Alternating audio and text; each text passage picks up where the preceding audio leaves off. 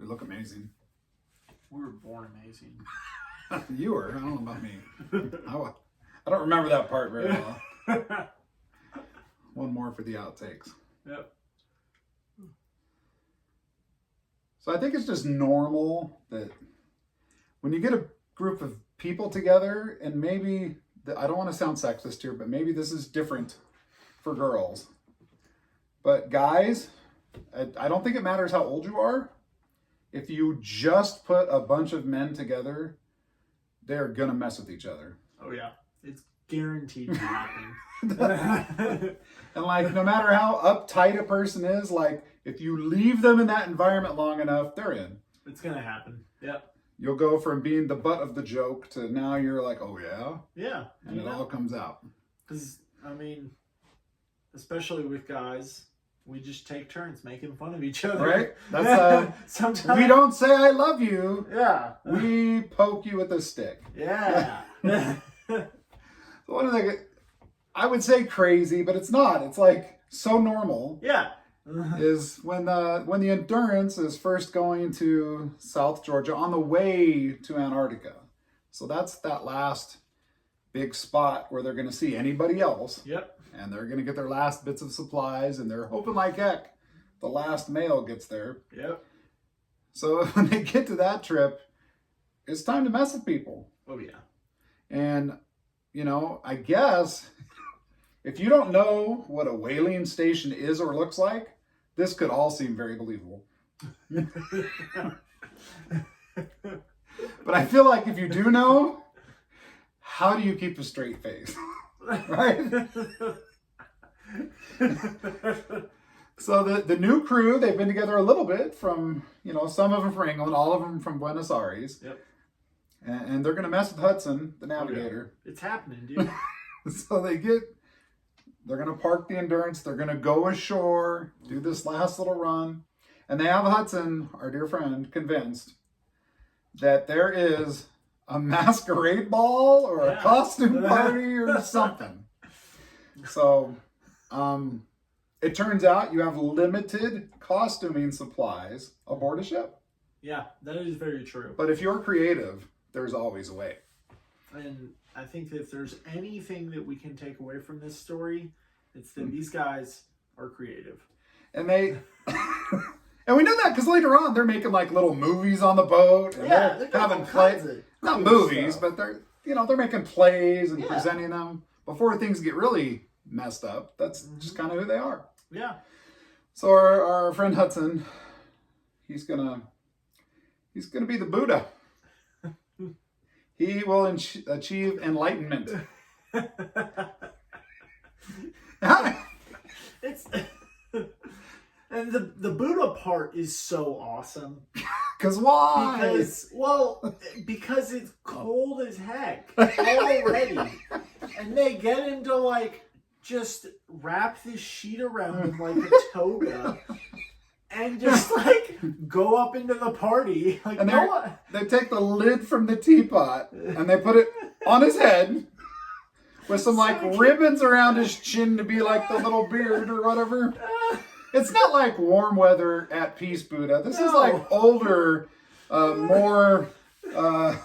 It's a Buddha befitting... It's a Harrison? Is that who it is? Hudson. Hudson, there we go. It's a cold weather Buddha. He's ready for the winter. And so you get him dressed like this, and then you're going to put him in the little boat that goes up to the shore, to the party. Yeah. And so I have no idea how the people in the boat keep a straight face. I don't know how he doesn't just start asking questions. Nobody else is dressed up. Right? Like, that is a little befuddling. And this story, this is not in Shackleton's account. No. Shackleton's like... He's very... Yeah, he's not... We started from, we are in Antarctica. He's very to the point. Yeah. I don't even think... You think he knew? I don't even think Shackleton's nearby when this is going on. It doesn't seem like the thing he would partake in at the start of such a thing. But yeah, I am pretty sure he's at the party when they arrive. which makes it better. That makes it so much better. I mean, imagine if you're having your birthday party and all of a sudden, you know, this group of guys, they're in town. You don't really know them, but you know they're in town and that they're going to do something. And so you got your party, it's going on, everyone's having a great time. And then they show up and they all just erupt in laughter, laughing at each other because they tricked the one guy into wearing a tea kettle. And aside from everything else, once that happens and you have that aha moment, oh, good one, guys, you got me. What you gonna do the rest of the night? It's like when you get the Sharpie and you put the mustache and the eyebrows on. That joke does not end when you realize it happened. Because you can't do anything about that right then. So you're going to have... And think about the guys at the whaling station, right? They must love this. Oh, dude. They must be so happy. They have to. Because they've been playing jokes on each other for so long. Because now they're all guys too. Yeah, now it's just funny to see someone else get, you know, the butt end of the joke. Yeah, it's a little bit like prison. New meat, let's mess with this guy. It's not exactly like prison. This isn't a drop the soap story. But they are definitely, people to mess with. Because all of them have probably been the butt of a few jokes. Oh, yeah. And definitely. now it's time to pay it forward. Yeah. Pay it forward. Of course. So you go through this whole exercise of this party as the Buddha. Yeah. I'm guessing at some point you just roll with it, because what are you going to do? I mean, I feel like you have to come to that acceptance pretty quickly. Or you're just mad as could be and run off. Yeah, and that's no way. Where are you going to run? That's no way to spend your last night with civilization, you know? Right. So, I think that Hudson probably took it, you know, with a, what's it called, like a chip on your shoulder? He took it with a chip on his shoulder and he just had a good fun. Grain of salt, some kind of saying. There's something going on.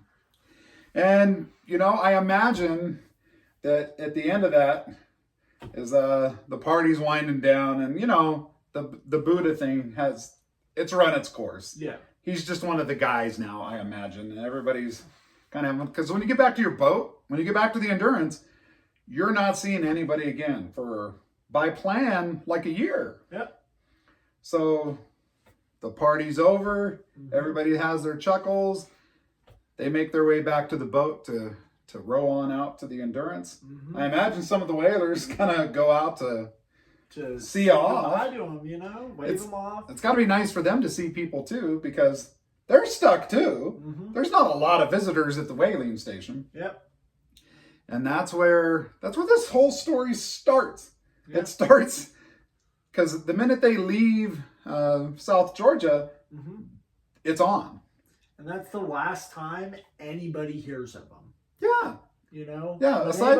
When anyone comes around and says, hey, whatever happened to, you know, the Endurance and Shackleton and all those guys, they're going to come here to find out. Right. And they were here. Yeah, they were here. We waved them off. And then they went on their way. That's my poor Norwegian accent. I have lots of poor accents. They mostly sound like a generic European or bad Spanish. It's not good. Like a Spanglish Spanish. I don't have any accents. They all suck. That's probably for the best. You will not be sued by groups for insulting anyone. Except the women, because apparently they don't have fun and joke with each other. Apparently not. So that's where we start this adventure with the Endurance. And that has now become our goal. Like, no longer are we trying to make it to the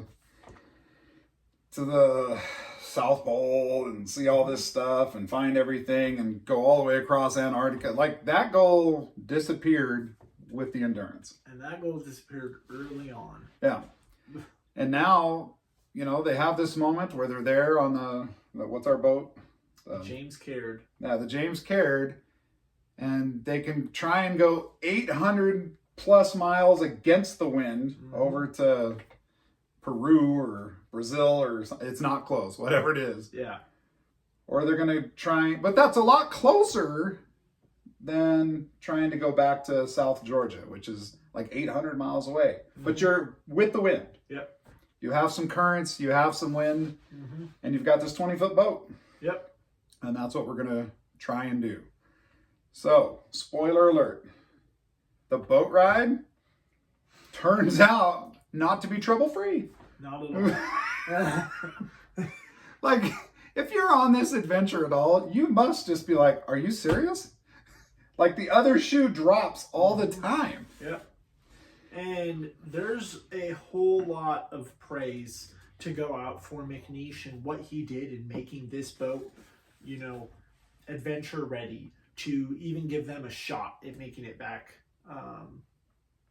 to South Georgia. Georgia. And because man really just was a marvel with, you know, his carpentry skills and putting these boats together and taking them apart and doing all kinds of stuff. And they tried to make it not just survivable, but as functional and comfortable as you can. Yep. So they've covered the deck with this treated canvas to waterproof it. Yep. That will turn out to be mostly a pipe dream. Yeah. Regardless of how well he did and how much of a miracle or marvelous all of that was, it's probably safe to assume in your little headcanon hearing this story that this boat was built by toddlers. This isn't like the Endurance, which sank, okay? Yeah. But it's a strong boat. It's a whaling, purposed boat, so it's made to withstand some stuff. But that was before it did all the trouble it had to go through to get here, to get to Elephant Island. And that was like the short trip before. Yeah, that was easy. So they get this James Caird outfitted as best they can, and they're dumping rocks and bags of sand in the bottom to hold it level in the water. Yep. And you know, I've read Endurance a couple times, South a couple times, looked through some other stuff and podcasts, and it's funny how much you pick up the second or third time that kind of just blew you away the first time. Oh yeah. So some of the troubles they get, like they've got the little tiny stove. Mm-hmm. We talked about that I think last time. It's the little baby camp stove. That's nothing. It's a tuna can with some fins, and they're using whale oil to light the thing. So this is nothing, but if you use it underneath that canvas, it will stay lit, sort of. If the boat was level. And the boat, it's not level. Never. One of the things that really stuck out to me is they talk about how the waves are so high that they're going down into the trough of the waves, and there's no wind. Because even though it's a gale force wind outside, you're shielded by a wall of water until you get back up to the top of the next wave. And then the sail barely can hold on, and it's trying to rip itself right off the post. It's insane. And then you're back down into the trough, and you're at the mercy of the surf again. It really is just like, how do you even have a chance? At that point, you're just out there, and you're at the mercy of Mother Nature. Right. Yeah, for real. And, you know, nobody would ever... no one's going to try and recreate this voyage. Because there's too much danger. You would die today with all the advances we have. You would die. Yeah. But, you know, they were going to die anyway, which is why they tried all this stuff. So I guess that makes sense. Yeah. So, man, on that note, what was it? In 2020, they went back to try and find the Endurance. Right.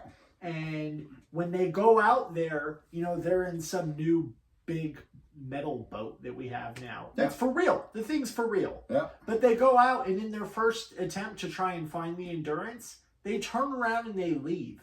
Because this same stuff happens. Like, even today, this is still too much of a problem. Yeah, it's crazy. And these guys are doing it in just this little tiny boat. Yeah. You're in the rubber dinghy. Yeah. So as they're going along, there's no way to sleep because they're trying to do shifts where you have 3 people above deck. You know, one for 4 hours, your job is to bail. Mm-hmm. And they originally made a pump and had like a little gum wall hole that you could just pump right out the wall of the boat. Yep. That's a great idea.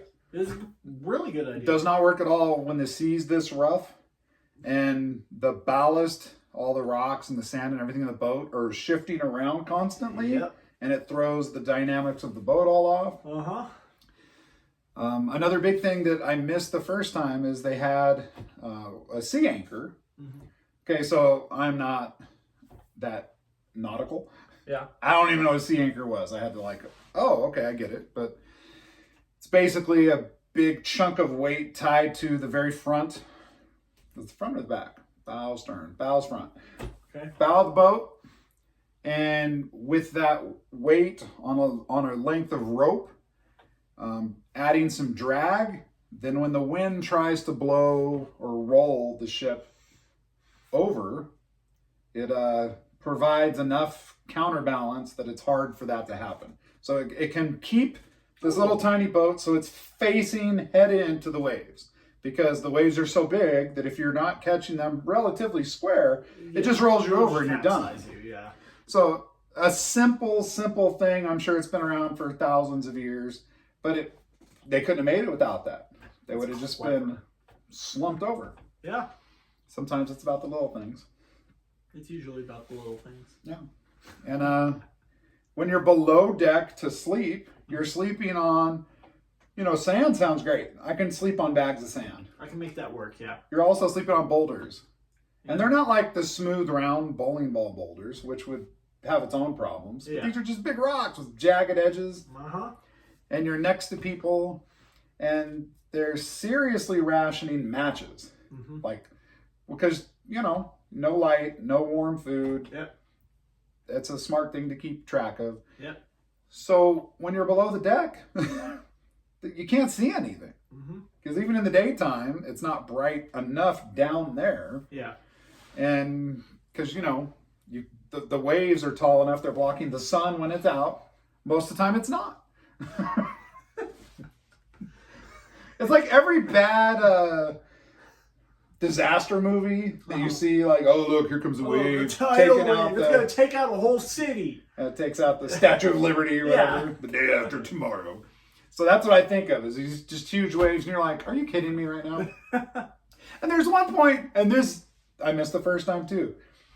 They're out, and they're getting close. They can tell that, hey, I think we're actually near, they see some kind of birds that don't go that far from land. Yep. So Shackleton's like, hey, we've got to be close within a few days, because these birds don't go that far from land. Yep.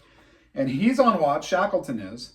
And he's like, whoa, he's yelling down everybody's, hey, there's a clearing. I can see it. The sky is clear. Mm-hmm. Finally, because we've been in all these stormy conditions the whole time, of course. Yep.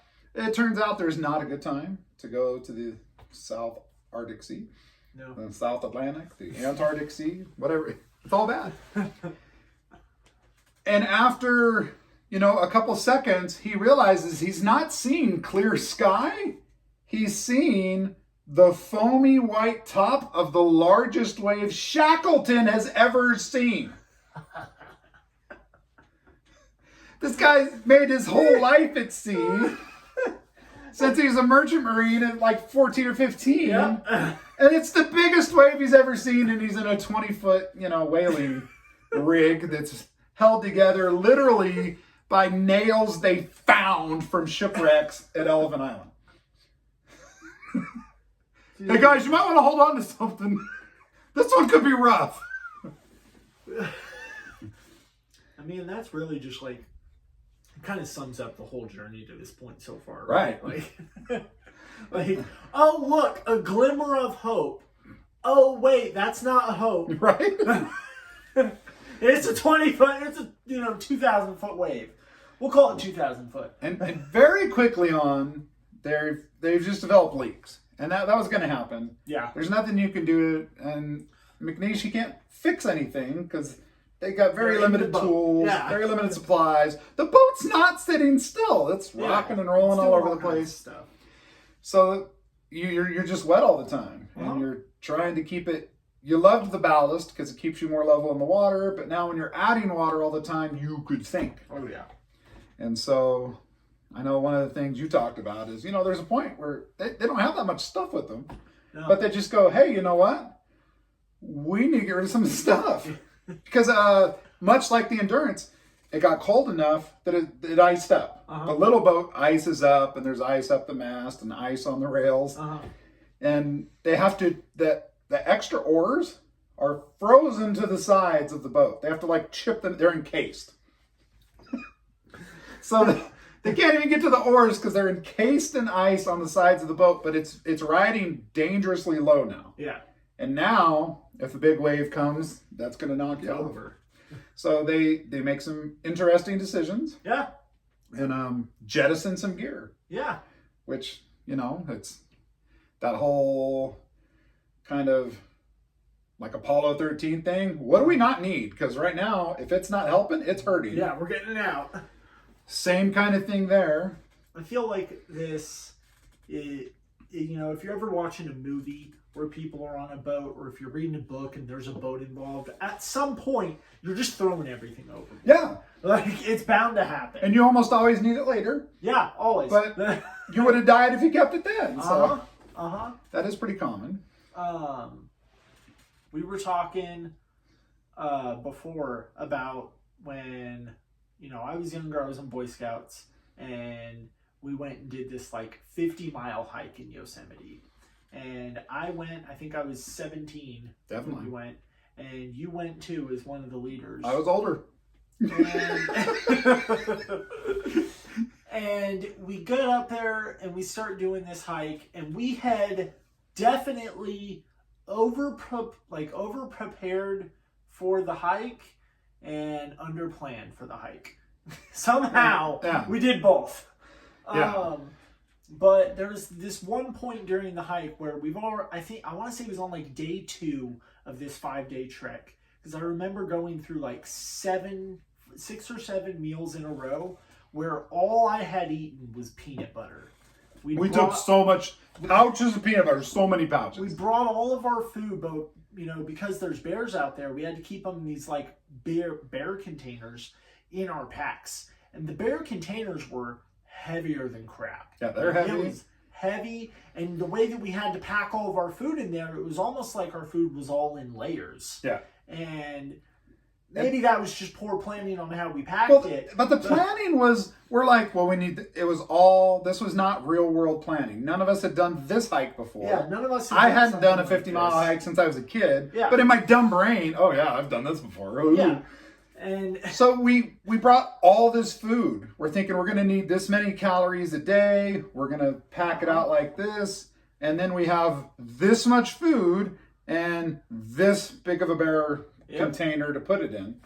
And we did what any kid would do, right? Like if you're a kid and you think you're going to have to hike all day, you're like, I'm going to be hungry. Yeah. So we're going to stuff it and cram it. And somehow we might leave the other stuff behind, but we were getting this food there. We were getting the food there, yeah. We were getting the food there. Hungry. So anyway, we get to like day 2, 2.5, and all of a sudden, being hungry isn't the problem anymore. At this point, everybody wants to get out. So this was not very Boy Scout.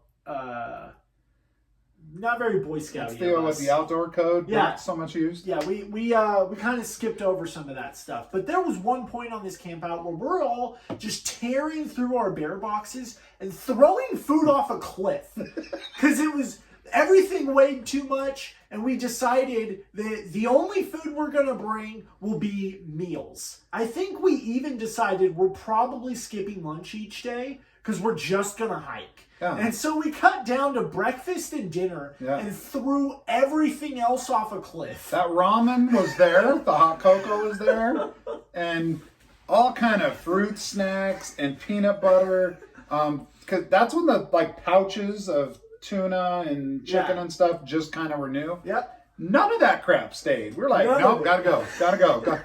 And we rented the bear boxes, or I guarantee you we'd have dumped them too. Oh, yeah. Like, I'd rather take my chances with the bear. But so, the point is that one of the things that Ernest Shackleton learned from a lot of other explorations was that people would try and bring too much stuff and it would weigh them down and slow them down, and ultimately it would get people hurt. And so Shackleton was super, super of the mindset that you can sacrifice everything for speed. Right. And that was his attitude going in on the Endurance. They went in with, like, he had that mindset that, hey, if we need to drop something, we will. Yeah. What do we need to survive? And, how much is it going to weigh us down? I mean, and he totally had the Endurance packed out. Oh, yeah. But as soon as they got stuck on the ice, he made those decisions very quick. Yep. Because he'd already played that through in his head. And, Uh-huh. and they do the same thing a few days in on the James Caird. Uh-huh. And some of this stuff, it just makes sense, right? Like they threw out some of the sleeping bags because they're wet. Yeah. The sleeping bags wet weigh 40 pounds or something. Uh-huh. Because they're absorbing and holding this moisture. And then they're freezing. Uh-huh.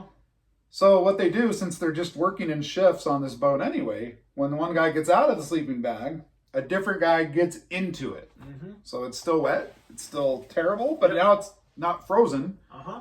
So it's staying warm. And there was 3 people sleeping at a time. So they kept 4 bags. Mm-hmm. 3 for the people in them and 1 oh crap bag. Mm-hmm. Just in case. Yep. And part of the idea was that if you're not sleeping, you're bailing water. Yeah. Because otherwise you'll just freeze. Right. So this is how you stay warm if you're not asleep. Which was another genius thing of Shackleton. Like, and we talked about it last episode. You didn't have downtime. No. Like, you were busy. Uh-huh. You slept enough to survive. Mm-hmm. And so you could get some rest, but probably never as much as you would have liked. Yep. And very often he found that when people are busy, they focus on the tasks, mm-hmm. and there's less whining, there's less complaining, there's less chance for, subterfuge or somebody quitting or a mutiny. Nice. Jinx, you owe me an Orange Boom Rockstar. Coke's not going to do it. So when they set out, they took food for, what was it? 7 days, 14 days, I think it was 3 weeks worth of food they took. I think that's right. So they're trying to, and in a perfect world, this is a 4 or 5 day trip. Yeah. Because even though it's really far, they have the wind, but it's not a perfect world. No. And they actually get in sight of South Georgia reasonably quickly, sooner than they expected, I think. Yeah. And they can't get to it. Like, between the wind and they've lost the float anchor. Uh-huh. So now it's hard to keep the boat pointed the right direction. Mm-hmm. It's there. There's the island. We want to go there. We can't get to it. And it's not like you're going to jump out and swim because you'll die. It's freezing cold. Yep. Giant storm. Uh-huh. So you've been awake for a week, more or less. Mm-hmm. And there's one point where I think it was McNeish, when he comes off watch, he can't move. He's all hunched like he was sitting there. Yep. And they have to massage his muscles enough that he can get into the sleeping bag. Yep. Because he can't straighten out. So just terrible conditions. Yeah. But I was thinking this earlier, when you have that many things go wrong, and they've had nothing but things go wrong. Nothing go right. But you've survived all of them to this point. Uh-huh. Does that kind of build your faith and your hope, and you feel like, man, I guess we're meant to live through this, but this is crazy? Or does it wear you down slowly? Because how come I can never catch a break? I think that this is really where it comes into effect, that people will say that Shackleton is the best leader, of his time. And I 100% agree with that for this exact reason. If this had happened to me with anybody that I know or work with, I'd have given up already. I would have stayed back on the island, even if I was here in the boat and I could see the wind. I just wouldn't be able to do it, And I feel like I've got some good mental fortitude But just, one thing after another for 2 years at this point, like, you just can't catch a break, But the thing is that Shackleton keeps his people disciplined, and when you've kept your people disciplined, and when things do go right, or when that one thing does go according to plan, all of them look at you and say, hey man, you got us here. They put their faith in you. And at this point, Shackleton now has the hopes and faith of the entire expedition behind him. And nobody's quitting on that guy. Yeah, nobody's going to. And frankly, he can't afford to go wrong, and he knows it. Right. That's why they have so much faith in him. Yeah. It's like if you give yourself enough, if you can just keep it going long enough, maybe you get a chance for that good break. Mm-hmm. And, maybe that's a life lesson. Yeah. I know I could do a little better at that. It's kind of like, it reminds me of like doing sports. Mm-hmm. In water polo, even if we were on a losing streak and things weren't going our way, if we're doing all the right things in practice, and if we're we're really putting in the work in practice and off the field, out of the pool, then it's going to catch up. And the minute that it does catch up, it catches up with our current momentum, Yeah. It's like yeah. that one thing that went right, and all of a sudden everything's going right now. And, you're like, oh, wow, where has this been for the last 4 games? Right, right. So they're trying to get the boat up. They finally, eventually do. So they finally get the boat to land. Well, sort of. Like, they get to where they can get off the boat and go on to land, but they need to get the boat itself onto land because it's going to get destroyed up against the rocks there. And I don't know if we mentioned this. They're on the complete opposite side of the island. Yeah. They need to be. The way the island is situated is that you've got the whaling station that they had been to previously on one side of the island. And then they landed on the other side. Yeah, and there's But in between is this giant mountain pass. Yeah.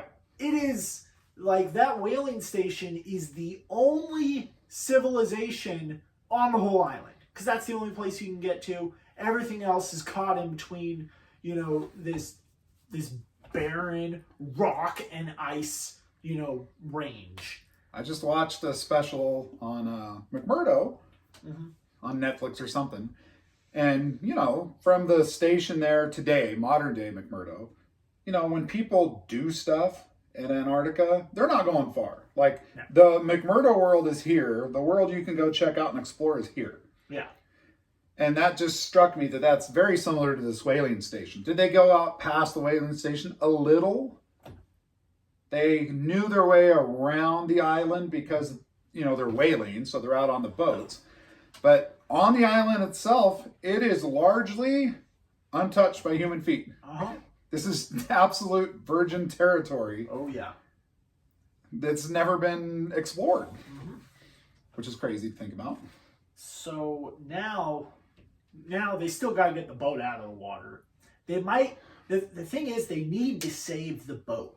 Because what if they find out that they can't get to the whaling station from land? Right. Then you have to get back on the boat, and you have to go out and try and sail around. So that's why they need to keep the boat safe. And that's their first pick, is like, let's take the boat around. Because they know that's real. I mean, they're sailors. They're like, if we can do this on the boat, we're just going to do it on the boat. But the boat's messed up. Yep. And they're not sure with the conditions of the surf and the reefs and the... It took them... whatever's going on. It took them a while just to get on land. And this isn't even the spot they wanted to be at, And when they get on land, they can't get the boat up because they realize, hey, we're weak. Yeah. We've been living off a tuna can of salty biscuits. We've been drinking brackish water. We've been frozen and malnourished for a weeks. year. Oh, it has a toll. So they finally get this boat up and they realize that somewhere in that last little bit of getting to the island, in that last area, the rudder's gone. Yeah. It broke off. Probably why they couldn't, That's their... steer the boat to get to Yeah, that might have something to do with it. But that's the biggest reason. Shackleton's like, well, I can see there's a glacier here. We can see that from where we are. Let's just try and get down to the other end of this bay they're at. Yep. And we'll see if we can find some kind of overland route to get there. You know, that's optimistic. It makes sense in thought. You gotta try it, right? Right. If the boat's broken, and you know it's not a ginormous island, near as they can tell, they are something like 17 miles in a straight line from where they're at to what's the doggone starts with an S. Hold on. Dude, that weird word. The weird word. It's not even that weird. Strominus. Yeah. Strominus is the name of the whaling station. So it's 17 miles now. I would think if I've got to hike 17 miles, even in bad conditions, I could probably do a mile an hour. Yeah. So that's a 2-day trip, maybe. One day if I can just mad dog it, but I know I'm tired and messed up and probably not at my peak. Yeah. So maybe that's a 2-day trip. There's also all kinds of mountains and glaciers in the way. But my brain hears 17 miles, 2 days, and I'm saved. Like, I'm full of hope. Yeah. No, I'm full of optimism. Because real live other people are there. Yeah. No, you're right. You're right. Okay. Like, in our world today, it'd be like, if I get somewhere where they're actually going to have an In-N-Out burger, I'm like, I'm going to walk through fire for that. Give me that double-double. We're going to do this. So that's the plan. 2 of them can't even go. They're too injured, frostbitten. They're just too weak. So that only 3 of them are even going to try and make this journey. Yep. And they figure, okay, well, we've got to go 2 days worth. We'll take, 3 or 4 days worth of food. Because again, we don't want to be overloaded. Yep. They originally decided to build a dredge like they were doing on Antarctica to just pull stuff along. Oh, yeah. So they could take more. And they very, very quickly were like, nope, that ain't a thing. That ain't it. That doesn't surprise me at all. And so Shackleton himself goes up to kind of get up the nearest part of the mountain range there so he can look around. Go to high ground, look around. Oh, yeah. That's smart. Yeah. It's also very foggy, so you can't see anything. Not at all. And you've still got the storminess of the sea, sometimes the storminess of the air. The lighting's all messed up because, you might have more light at night if it's clear from a full moon than in the daytime if there's a storm. Yep. But you've got all the weird reflections from things that are covered in ice, and you've got glaciers, you've got frozen lakes. Still in snow desert. Of course. We just can't get out of this snow desert. They're just blessed. Anyway, he looks, and from what he can see, he's like, yeah, I think we could do this. We've got kind of this ridge. We can probably follow that along. It looks like off in the distance. It flattens out into a valley or something. So, rah team, let's go.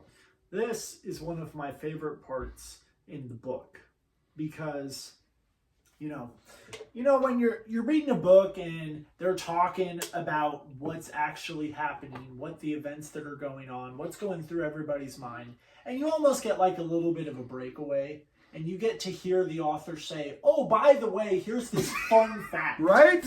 Well, in the book, Langsing does that. And he explains that, they're going to go and do this. Except what they don't know is that the island is impenetrable. Right. You cannot get from one side to the other. Yeah, it turns out the people at the whaling station don't go very far. Yeah. Because they tried to and they couldn't get very far. They couldn't do it.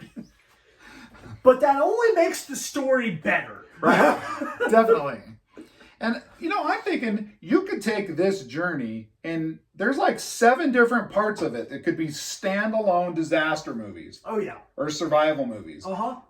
And there's no one on earth who would believe if you stack them all together no, you can't have that much happen. Yeah. It's impossible. Sometimes I think that this whole story is just like one long on-running Guillermo del Toro sequence of movies where they're all kind of in the same universe, but everybody's thinking, wait, are these related or not? Right.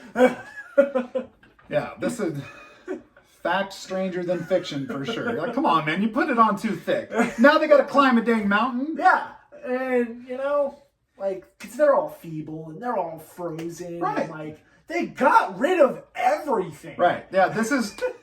We watch a lot of mountain climbing movies. That's something that interests us. It's one of our favorite things. And those people have all this gear. They have all of this clothing. Yeah. They have ropes and climbing aids and sometimes oxygen tanks if you're up on like Everest, which that's not a thing for this height. Yeah, that's not how high this is. But these people have clothes they haven't taken off in 7 months. I can't even, I mean, what state are these shoes or boots going to be in, right? Like ragged, whatever socks are in there. Dude. One, they can stand up on their own, I'm sure. Yeah. Right? Definitely. And they talk about how like their skin is just so chafed. Like you got that thigh rub? Yeah. You've been wearing the same friggin' pair of pants for 7 months. Yep. And it's not like you're not doing anything athletic and you're not sweating. You're sweating, it's freezing. You know how it is when you sweat. Salt's crystallized. Yep. So this is your life. It's also not like, you know, it's not like camping where you can just go and jump in the lake and wash yourself. Right. No, it's the ocean. frozen. There's more salt and it's frozen. So they get going on this monstrosity. And it is just that. It's not, I mean, they're starting at sea level, obviously, because you had a sea voyage to get there. But this mountain, like the first mountain range they go to is 2,500 or 3,000 feet. Right off the bat, you're going to make a 3,000 foot climb when you've been at sea level for over a year. I mean, that's not horrible. That's not 10,000 feet. Yeah. But you've been level when you've been on land at all for a year. Yep.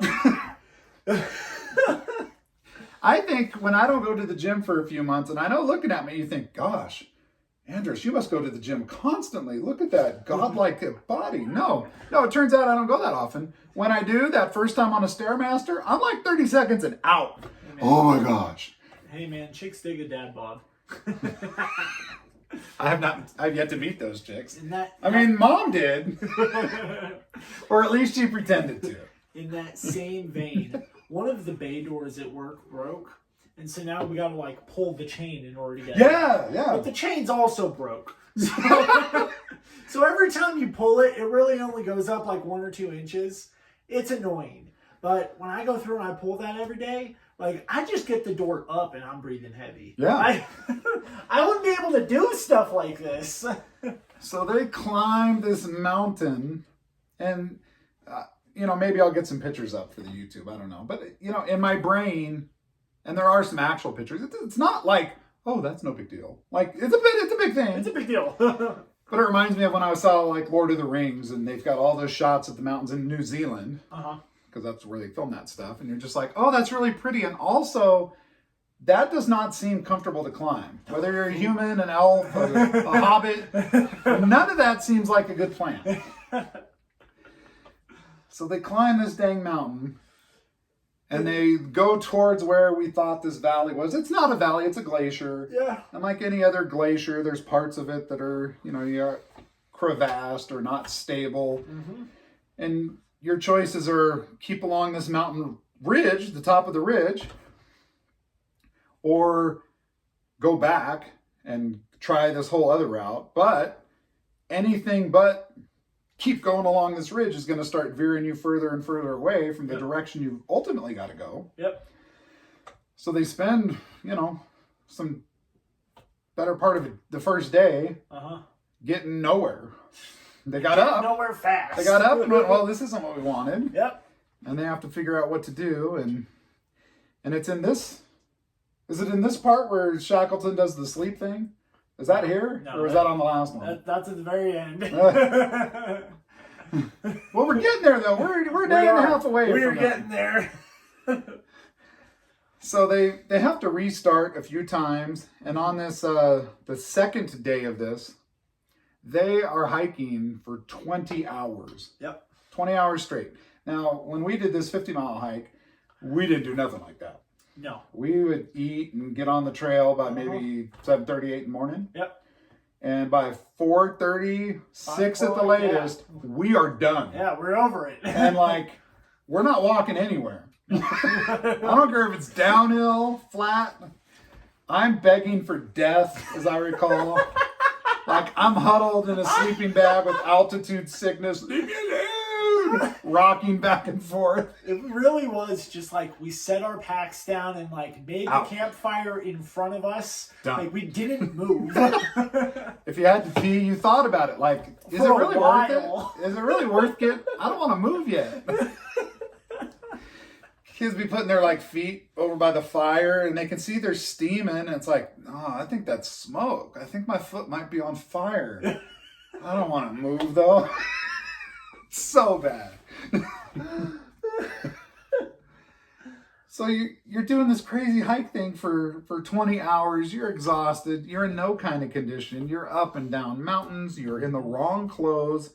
It's cold. And Shackleton's like, we have to get down because if we're up here at night, it's that much colder, and he's worried everybody's gonna, freeze to death, like legitimately freeze to death. Yep. You're at the lowest kind of level of, you've burned every bit of physical and mental reserve you've got. And they're also, they're up so high that if they fall asleep up here, they're probably gonna die just because they're not moving. Yeah. Yeah. Again, it's not like Everest. It's only, I think they peak out around 4,500 feet, something like that. But you've been at sea level so long, and it is colder up there, and the weather's different, and you're just not able. They didn't bring sleeping bags with them. Nope. They've got the clothes they are on their back, probably because they couldn't get them off their back at this point. They planned for 17 miles nonstop. So long about day 3, we run into some problems. Yep. And our buddy Shackleton knows they got to get some kind of rest. Yep. They got it. But he's a genius, so. He's a genius. Listen to this stuff. This is great. All right. This is the opposite of what I do as a parent in some other instances, but once again, hearkening back to the Buddha conversation, this is exactly what boys do. And this is exactly the type of genius that brings Shackleton to the top of the leadership role. Right. They're at the top of this mountain, and they have to get down. And Shackleton turns to his men, and he says, guys, we're going to have to slide. And they sit down like in a train order, one in front of the other. They hold on to each other, and they just go.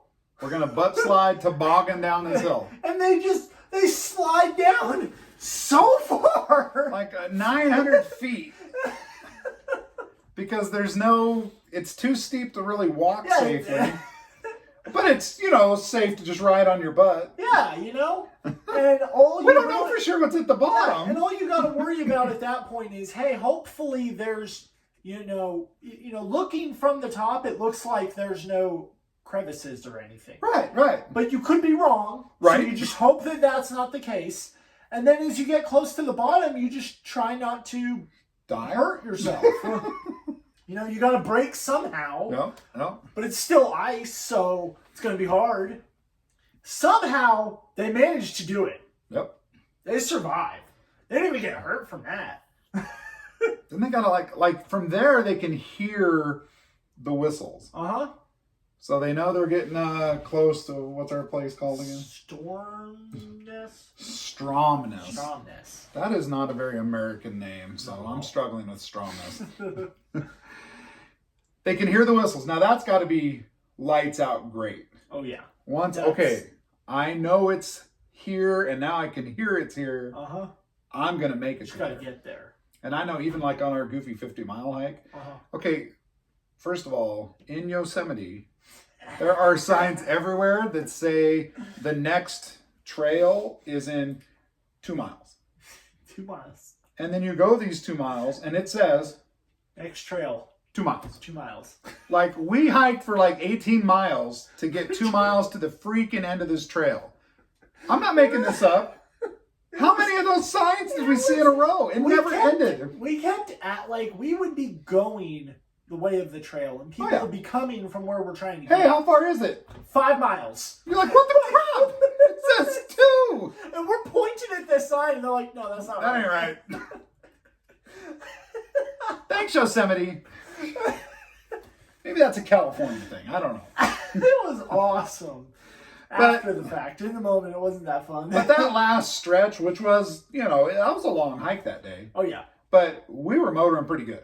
Well, yeah, because at that point, we knew we were done. We're going to be done. Yeah. So I can't help but think that, aside from, we want to get there because we want to get help for everybody else. Yep. We're in two places. They got two people on the other side of the island. Yep. And most of the crew's back on Elephant Island. Uh-huh. So aside from they want to help them, there must just be such a feeling of finally I can stop for 2 seconds, talk to a human being, maybe eat something with a fork. And so they, now that they're hearing this and they're all relieved, they're also super tired. Yeah. And now that they're off the top of the mountain, they can actually get some rest for a minute. And they decide that, they're just going to take a short rest. Yeah. Here's the thing. Like 30 minutes.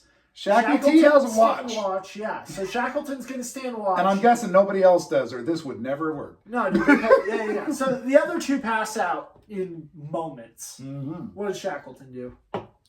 Like, he lets them sit there for like 5 minutes. And he's legitimately worried that they'll still freeze to death. Uh-huh. So after they've clearly been out asleep, but it's only been 4 or 5 minutes, he's like, hey, come on, wake up. You've been asleep like a half hour, man. We got to go.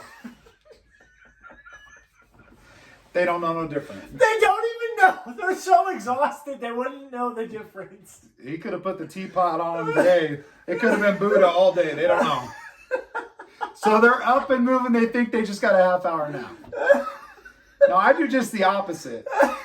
Hey, Daddy, is it Christmas yet? No, go back to bed. Go back to bed for just like 10 more minutes. 10 more minutes. Because I know if they go to sleep, I get to sleep another hour and a half.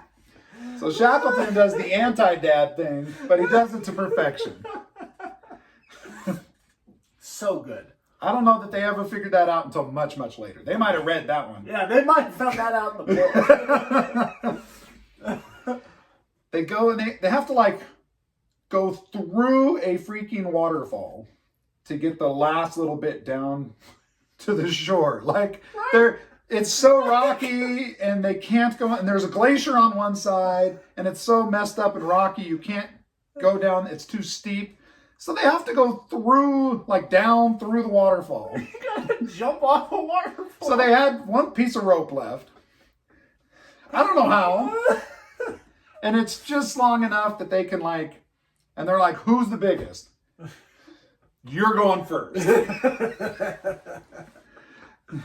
So Shackleton and the other guy, they're holding the rope at the top, and you're the guinea pig. Yep. Apparently, there was a little bit of a scream when you hit the bottom. But at the bottom of the waterfall, it's not deep. He's standing up. I'm on ground. Yeah. So then the other two come down. Because how are you not going to have a waterfall happen too? How are you not going to have a waterfall in this whole thing? It's been frozen for a year and now got a waterfall? At least it was fresh water. Right. They've been able to drink for a few days. That's been good. First bath he's had in a year. Right? So they finally get hey, there's the people. Uh-huh. You can hear it, you can smell it, you can see it, and they're trudging. Uh-huh. I'm sure they're motoring along as best they can, trudging for the strongness for the whaling base. Yep. And the first thing they see, and this is awesome, this is so great, is two little kids. Yeah. And the kids take a look at them, and I imagine they gave them that up and down, whatever look, and they turn and bolt. They just run. I'm positive everybody in this whaling station knows everybody else. Oh, yeah. So now you got these guys. They got 3 dudes who don't look familiar. They cannot look good, right? Scraggly, dirty, your clothes are stained, you're probably sopping wet from a waterfall. What on earth do you even think that is? So they keep going, they get into the actual whaling station. And this is where, I don't know, at least for me, it all just kind of comes full circle. Because now that they're at the whaling station, they know where people's homes are. Yeah, they've been there. They've been here before. The Buddha party was here. So, now that they are here, now they're not even like looking for, okay, who do we talk to? They know the guy in charge of the whole whaling station. Yeah, by name. Him and Shackleton have eaten dinner together. Yeah, like him and Shackleton are boys, by the way. Like they really are cool with each other and get along. They've dealt with each other on multiple occasions because of the like earlier journeys Shackleton is trying to set up. And he's well known. And Shackleton goes to his house and knocks on the door. Well, they get somebody else in town runs into him. Uh-huh. And they're like, what the crap? We don't know what these people are either. They run off and get another guy who's like the town watchman or something. Yeah. He's like, who are you? And they're like, I'm Ernest Shackleton. We're from the Endurance. We want to see Sorrel. Because Sorrel's the name of the guy who's in charge of this whole thing. Yeah. And he takes him to the Sorrel's house, makes him wait outside, and goes in and is like, hey, there's two guys outside who say they just climbed over from the other side of the island, which no one's ever done before. Ever. And they know you. And nutso, right? So Sorrel knows that they're way past their due date for when they're supposed to come back. Right. Like Sorrel knows that they are kind of assumed dead or at least missing for a year or something at this point. He knows that like, hey, we don't know what's up with that. And on top of that, there is still that little world war going on. Yeah, which occupies a lot little of thing. So Sorrel comes to the door, and Shackleton's like, hey, whatever. Do you know me? Yeah. And Sorrel's like, I know your voice. Has no idea. That's how different they look after all they've been through, which makes perfect sense, right? Oh, yeah. So when he's like, hey, it's me, it's Ernest Shackleton, just immediately like brings him in and just sets him up. And Shackleton can't say enough in his account in South about how this guy, like, he knows they didn't look like they should be in anybody's house. Yeah. But like, brought him in. Brings him in, like sits him on the couch. Yeah. Gets him some cookies and tea or something. Tries to find some clothes for him. Yeah. Get them all cleaned up. And clearly, this makes sense to me 100% too. The thing that sticks out in reading Shackleton's account is like, and after we ate these cookies and talked a little bit, the shower. Like, there's a place I can, or probably not shower, but I can bathe. Yep. Here's the bathroom. You can clean up. Yep. And the joy that he and the men feel getting clean for the first time in months and months. I know on our little 50-mile, I want to eat a certain kind of food, and then I want to take a shower. Yep. After that, I don't care. Like, I'm okay now. Yeah. But those two things needed to happen for me to feel like I was back in civilization. You're still alive. And that was a week of a really pretty, mostly enjoyable, but, a little bit hard, but painful. physical trip. Nothing like these guys. Nothing at all. And the other great thing that Sorrel does is he's immediately getting a boat and a crew together to go around the backside of the island and pick up the two men there. And he's on the phone immediately trying to set up what can we do to go for the other men. Yep. Everybody in that whaling community knows what it's like to be stuck and to be alone, and they can empathize with what these guys on Elephant Island are feeling. But we are not done with the problems. Not at all.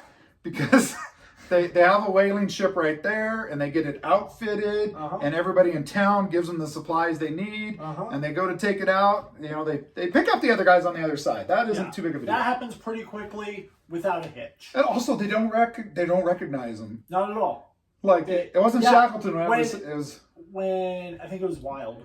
Yeah, Wild. So Wild goes around, he's on the boat to go around and pick up the guys on the other side of the island. But now he's all cleaned up. He's shaved. He's got his hair got clean clothes. And so when the boat comes, they're freaking out. They're losing their minds. They realize that they're shaved. But they don't recognize Wild when he picks them up. They don't realize it's him until they hear his voice. And they're mad. They're like, same way. Why didn't you send anybody? Yeah. They're like, no, it's me. crazy. It's insane. But it gives you an idea of how dramatic. I mean, these guys have just spent a year together. And now I can't even recognize him because he's cleans up nice, apparently. But so, the whaling station, that whole community, they set them up so that they can go back to Elephant Island. So Shackleton can go back and get the rest of his men. Totally would have worked. Except the ice. For the ice is still too thick. The whaling boats they've got there for that season, they can't make it through the ice. They can't do it. Yeah, they can't get through. And, it really just adds on top of how impossible it was for the James Caird to get here. Right. You can't even get a real boat out. You can't even get a real boat, to where you came from. How did you make it here? And then, so they can contact other people. They can raise people on the radio from there. Yep. But there's a world war going on still. So all of the types of ships and people, because Shackleton he's a good logistics guy. He knows people. He's a good networking guy. But people are tied up in the war. Yep. And lots of people are like, dude, I'm going to try and find some way to help you, but there's a war. Yeah. And he hears that, and a lot of South American countries, Bolivia, Brazil, I mean, they're trying, hey, what can we do? Yep. And they offer various helps, some of which works, some of it doesn't. Yeah. Because they keep sending boats, and they're not enough. Shackleton makes, after that first attempt, he makes 2 more attempts that don't even work. Yeah. Can't even get off. They can't get there to the island. Yeah. And some of those are crazy too, because a boat came from somewhere to get to you here, but then it's stuck just the way the weather is, the way the ice pack is. It's the dang ice pack. And so then what finally happens is that Shackleton and Wild leave the whaling island and go to Argentina so they can get a boat.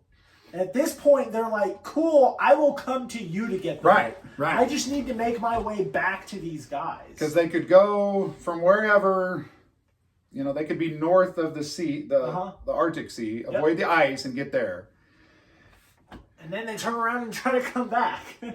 And it must have been desperate for Shackleton and all the other men there to think, hey, we've still got, 14, 18 guys or something? 18, yeah. Stuck on Elephant Island, we hope. We hope. That's the big thing. Now, back. Well, I was just trying to think. How do we want to jump here? Well, I'm just going to jump back to Elephant Island.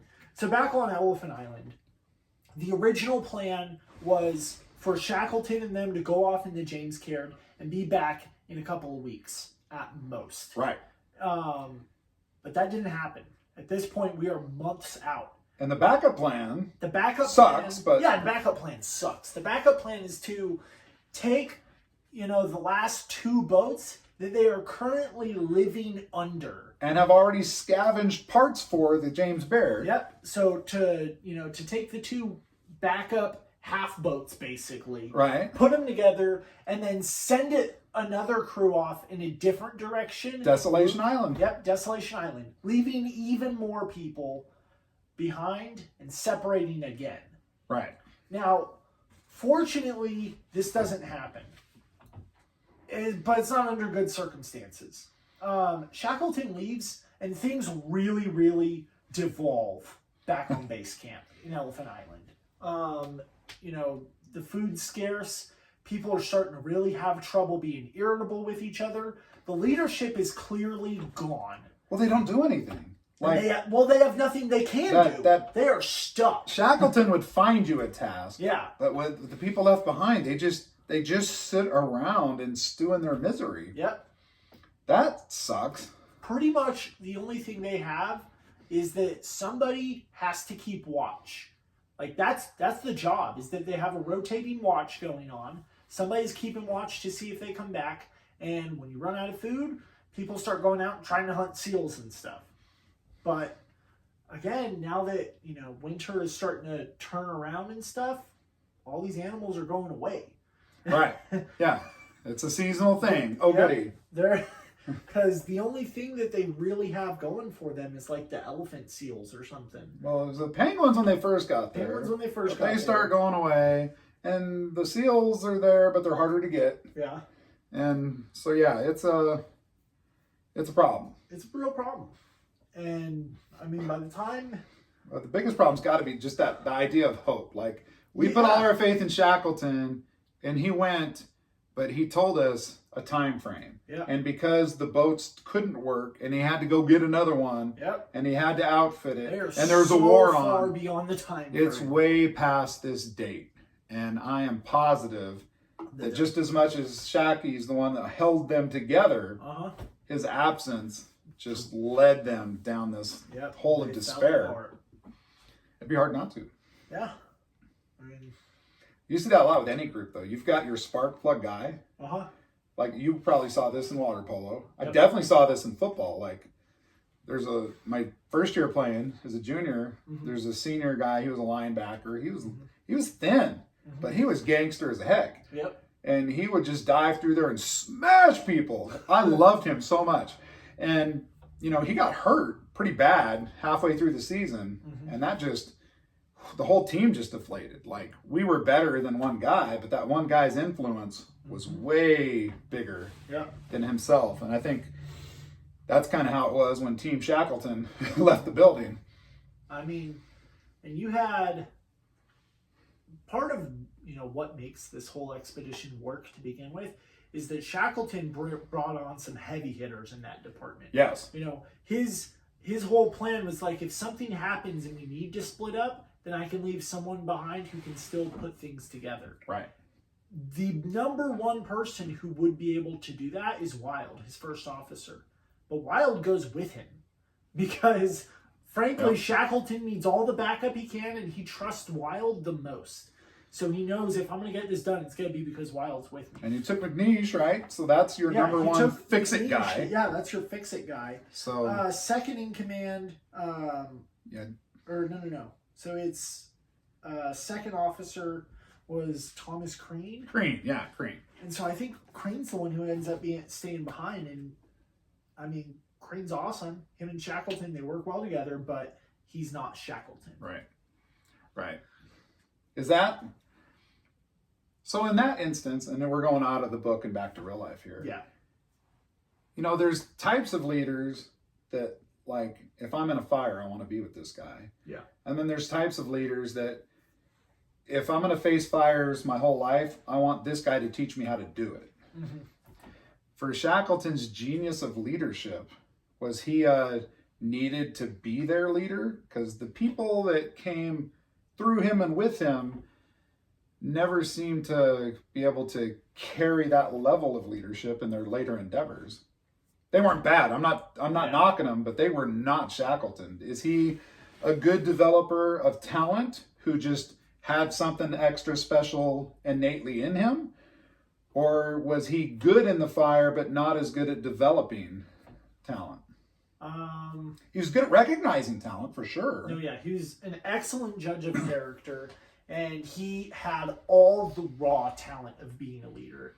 I think what it boils down to is that I don't particularly think that Shackleton was a great teacher. Yeah. Maybe he was, but it may have been that he never thought about it as, hey, I need to teach the people I'm working Like, he could with. teach anything by example, because Exactly. do it like me and it's going to work out. Yep. But there's not a lot of instances where he, even in his own book or Endurance, where he's actively, hey, if this kind of things happen, you know, where we hear about him training other people. Well, and there's also a lot of nuance in the way that Shackleton leads. Yeah. You know, way back when they're still on the pack but off the Endurance, they had something go on with sleeping bags, and they're going to do like a lottery so that, you know, some people can get these newer sleeping bags that are going to be warmer, and some people are going to have these older sleeping bags that aren't as good. The reindeer bags versus the like wool ones or whatever. And so Shackleton straight up rigs it. He Total. completely rigs the lottery so that all the people with the most experience end up with the worst bags. Including him. Including him. Because he knows that, hey, we can handle this. We've been through this type of stuff before. And when we did it before, we did it with these bags. Yeah. The newer people, the younger people, they need these good bags. Yeah. So we're going to give it to them. Baller move. And that's, but part of the rigging process is you can't really advertise that you rigged it, or else it's going to mess up everything. And it's that little nuance that, like, really taking into account, like, hey, we're going to do this lottery so that way it's fair and it's chance, but it's not. And I don't care. I just need them to think that's how it goes. And just while you've been talking about this, I think about how did Shackleton learn the parts of leadership that were not innate? Mm-hmm. And he learned them through observation. Yep. Most of what he learned, he watched people do stuff wrong and went, I'm not going to do that. Yep. He taught himself through looking at other people, good or bad. Hey, I'm going to copy that. I'm not going to do that. That's terrible. Yep. But no one... Scott sure as heck didn't help him become a better leader. No. He wanted nothing to do with him. Uh-huh. He was a total me. So maybe a lot of that is just you tend to mirror what you see. You become what you behold. And if someone had taken the time to teach Shackleton in a more, involved way, maybe he would have been more involved with the people under and around him. So I wonder if that's not part of it. I wonder also if there's a part of it that is Shackleton knows, he has his vision for what this all is going to be. But he also knows that there's a right way to do it. Yeah. And early on, in this expedition, he realizes that he can't have his vision come true and everybody come out alive. So it's better to have everyone come out alive, period. Right. And at that point, he makes a shift. And that is the top priority. Yeah. That's the new vision. And I wonder if it's that sense of, I don't want to say sense of morality, because there never seems to be a time when he's like, oh, am I doing But it's an internal morality. It's Batman. I'm going to give you right. I'm going to give you the hero you need. Exactly. It's Batman. Yeah. So Shackleton's Batman. Without the money. He wasn't as rich. Yeah. He struggled on the financial front a little bit. I don't think he was an orphan either. No. All right. Okay, great news. They eventually get a boat. They eventually get to the men. They get to the men. Down. They finally get to the men. And, they're all alive, but half dead. We left off the first episode about this with those same men watching the James Caird leave their vision. Yep. And a lot of them probably, even in that moment, were like, that's it. Yeah. And imagine the same group of men who's on lookout that day? Who sees them? I don't remember. Dang it. I thought I was serving you a softball. Oh, man. Yeah. At any rate, if you're on lookout or you see, wait, that's a boat. Because you don't expect to see a boat at Elephant Island at all. Yep. So you've got to feel pretty good that this is somebody. And he gets his men. He gets everyone. Duncan Carse. We have not talked about Duncan much, but he made the list. He made the list. We're looking up who Duncan is now, because I don't remember saying his name this whole. Dude, I didn't even see his name on here. What the heck? Who's Duncan? Maybe they found him like that other guy, Barkaloo or whatever his name was, the stowaway. Yeah. That's all right. It's not that big a deal. Yeah. All of these men made it out. Look it out later. All of these men made it out. The other party that was trying to reach Antarctica from the other side that they were going to meet with, they lost some people. So that's a whole different story for another day. They weren't part of the Endurance half of this crew. And they never had Shackleton with them as such. Yeah. So it's really kind of a different vibe there. They face mostly just, hey, we don't know that you're deserted. We don't know you're not going to meet us. So they have to face kind of a different thing. Mm-hmm. One thing that is crazy about Shackleton and his leadership is he gets home and he gets rested and he starts writing this book because he has commitments. He's got to do some stuff to pay for this trip. Yeah. Which he does. He sets out clearing his debts and accomplishing his promises. He had Very sold basically all the rights to everything. And they didn't even make the expedition happen, but he still needs to pay up somehow. And he does have a lot of photographs made it. Yep.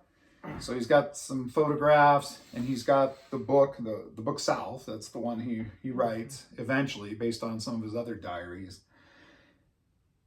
Being out of debt, out of that kind of bondage means a great deal to Shackleton. Yep. So he sets about that pretty quickly.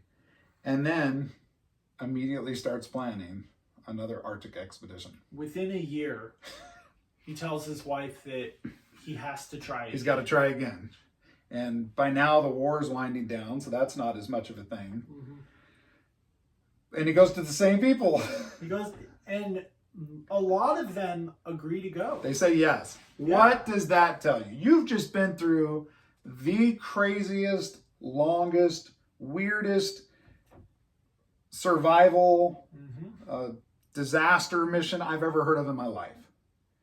And you sign up to do it. This guy's like, hey, we're going to go try again. I mean, I guess you're like, it can't be as bad as last time. Right. Maybe? Yeah.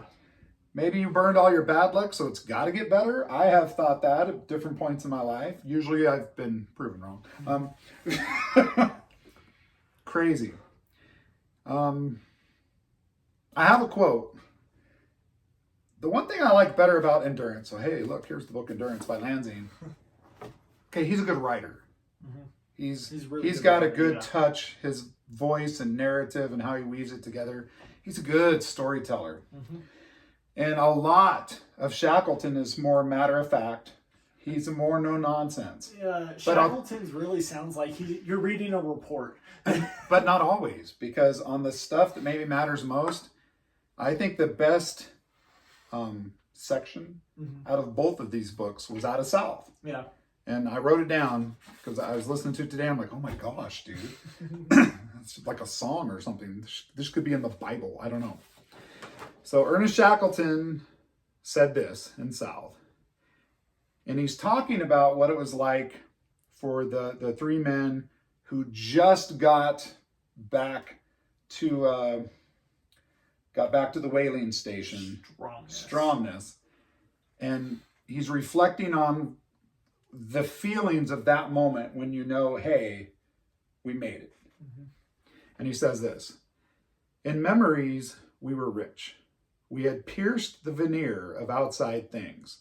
We had suffered, starved, and triumphed. Groveled down, yet grasped at glory. Grown bigger in the biggest of the whole. We had seen God in his splendor, heard the text that nature renders.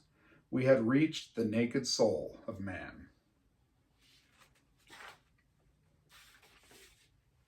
You can't write that if you didn't feel that. Right. That is gangster. That's tight. I love that. It's too big of a quote for me to hang on my wall, maybe, but I might do it anyway. I don't know how it fits in with the credo of the dark side. Maybe somewhere after victory. Final thoughts. Shacky T. I just think that this is the most inspirational story on Earth. No matter what part of this story that you're going in and looking at, you can find some type of lesson there. Yeah. And no matter what it is you're going through, you can feel some type of empathy for what these guys have gone through because it's worse than whatever I've dealt with. And like, if they survived all of this, like, maybe I can get through another day at work. Yeah, you know? one more day. That's the roughest part of my day. Give you the chance to have that good moment. Yeah. I cannot believe that in this day and age, nobody's made this story a movie. And maybe a movie's not even the way to do it. This has to be like a series. It has to be. Or a trilogy or something. Yeah. I've never seen a story based on, man versus nature and man versus men that's better. Yeah. It totally inspiring to me. I didn't even hear about this book until you told me about it. Mm-hmm. And then ironically, like a year later, I'm like, hey, have you read this book? And you're like, yeah, Dad. I'm the one who told you about it. So there I go trying to bogart the credit. So if you get the chance, Endurance by Alfred Lansing, incredible. If you're more of a just give me the facts with one little awesome paragraph of poetry, I mean, South by Shackleton. South by Shackleton is fantastic as well. I like Endurance more. But, you know, those paragraphs where you really just get down to the nitty gritty of the nature of it, Shackleton, that shines through in his work. Yeah. There were a lot of times where it felt like a report to me because he kind of went through a day by day sometimes. He does. It's very much like a diary with these little glimpses of what he's really thinking and feeling tucked in there. But they're worth the look, though. The other thing that I love about these two works is that they really complement each other. Absolutely. They're all about the same thing, but they both have a lot of information that the other doesn't have. Yeah. So if you want to get more about the story, you should pick up the next one. Absolutely. You know? So if you have other exciting suggestions about the Endurance story or Shackleton, hit us up in the comments. If you're on the YouTube, we have a little spot where you can hit us up on the Spotify as well. And I do have an email. You can always email either of us at historyonthedarkside@gmail.com. So that's the easiest way. Hit us up on the History on the Dark Side Gmail, and we'd love to hear from you. We love it so much. And I think I would climb a mountain, through a tidal wave and a waterfall to hear from you. I'm tired and old. I'm not doing it. No, you're right. Maybe it's not worth it that much. So we will see you next time on History on the Dark Side.